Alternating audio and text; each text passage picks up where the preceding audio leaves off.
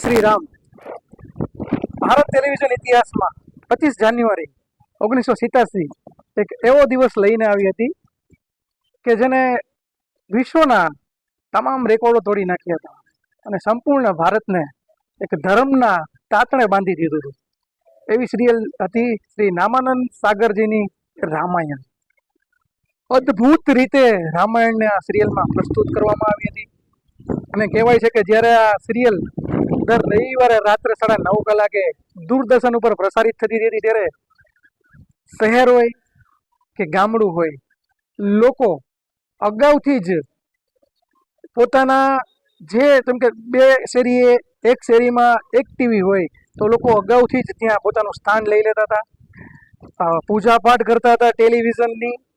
અને એવું અદ્ભુત રીતે ધાર્મિક માહોલ બનાવેલી એવી અદ્ભુત રીતે શૂટ કરેલી સિરિયલ હતી રામાયણ, કે જે હજુ પણ આપણે જોઈએ છીએ તો હજુ પણ એ જ ભાવને એ જ ઉત્સાહથી પ્રકટ થાય છે આપણા મનમાં. એવી અદ્ભુત રીતે શ્રી રામાનંદ સાગરજીએ આ સિરિયલ બનાવેલી હતી. સિરિયલના શૂટિંગ દરમિયાન ઘણી બધી એવી ઘટનાઓ બનેલી હતી. આ સિરિયલના જે પણ સ્ટાર કાસ્ટ હતા, જે શ્રી રામ બન્યા હતા, જે સીતાજી બન્યા હતા, એ દરેકને લોકો સાક્ષાત ભગવાન જ માનતા રહે. રોડ ઉપર નીકળતા તો લોકો તેને પગે લાગતા. એવી અદ્ભુત આ સિરિયલ રામાયણ.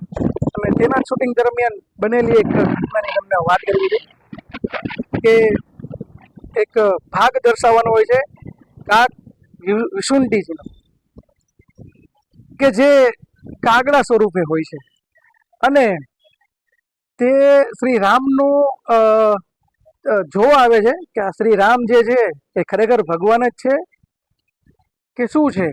એટલે કે જે બાળ સ્વરૂપે શ્રી રામ હોય છે ત્યારે એ કાગડા સ્વરૂપે આવે છે અને એના હાથમાંથી રોટલી લઈ જાય છે. પરંતુ સમસ્યા એમ હોય છે કે શૂટિંગ ઉમરગામમાં ચાલતું હોય છે અને એ સમયે કોઈ કાગડાને કોઈ પાડતું નહીં, જેમ અત્યારે પોપટને કબૂતરને પાડે છે. અને કાગડાને પાડવો એટલો જ મુશ્કેલ હોય છે, પરંતુ શૂટિંગમાં કાગડાની જરૂર પડી હતી. રામાનંદ સાગરજીએ તેના મેનેજમેન્ટ સ્ટાફને, શિકારીઓને કાગડા પકડવા માટેની જાણ કરી. તે ગામમાં રાત પડીએ તે જે ઝાડ હતું તે ખૂબ કાગડાઓ આવતા. આખો સ્ટાફ કાગડાને પકડવામાં લાગી જાય છે. કહેવાય છે કે 4 કાગડાને રાત સુધીમાં પકડવામાં આવે છે અને તેને બાંધવામાં આવે છે. સવારે જ્યારે જોવામાં આવે છે તો જે 4 કાગડામાંના 3 કાગડા ઉડી ગયા હોય છે અને એક કાગડો ત્યાં હાજર હોય છે અને ખૂબ જ તોફાની કાગડો હોય છે, ખૂબ જ જંગલી કાગડો હોય છે, ખૂબ જ દેકારા કરતો હોય છે. પરંતુ રામાનંદ સાગરજી મુશ્કેલમાં મુકાય છે કે એક તો રામનું જે બાળ સ્વરૂપ છે, એક તો બાળ કલાકાર પાસેથી અભિનય લેવાનો અને સાથે એ કાગડા પાસેથી અભિનય લેવો એ ખૂબ જ મુશ્કેલ જણાતું હોય છે. અને કાગડો પણ ખૂબ જ તોફાને ચડ્યો હોય છે. પરંતુ શ્રી રામાનંદ સાગરજી એ કાગડાને 2 હાથ જોડીને વિનંતી કરે છે કે હે કાગ વિભૂષણજી, મારે આ ભાગ કરોડો લોકો સુધી પહોંચાડવો છે, મારે આ ભાગને દર્શાવવો છે. તો મારે શ્રી રામને અને આપના પાત્રને લોકો સુધી પહોંચાડવા છે, આપની વાતને લોકો સુધી પહોંચાડવી છે. તો આપ મને સહકાર આપો જેથી કરીને હું શૂટિંગ કરી શકું.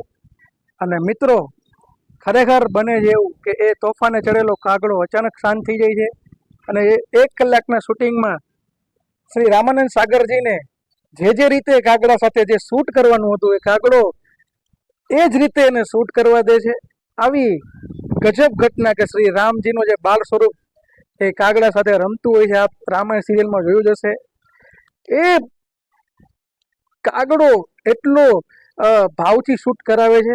એટલે કે આપણા આ ધાર્મિક સિરિયલોમાં જે ભાવથી કરવામાં આવે છે તેમાં આટલું સત્ય રહેલું છે કે આટલા જંગલી રીતે જે જોવાતા પશુ પક્ષીઓ પણ શાંત થઈ જાય છે અને એ ધાર્મિક રંગમાં રંગાઈ જાય છે.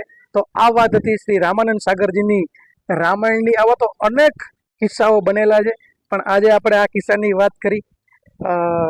મારો વિડીયો જો તમને પસંદ આવ્યો હોય તો વિડીયોને લાઈક કરજો, મારી ચેનલને સબસ્ક્રાઈબ કરજો, શેર કરજો વિડીયોને આપ લોકો સુધી પહોંચાડવા માટે, આ વાતને પહોંચાડવા માટે.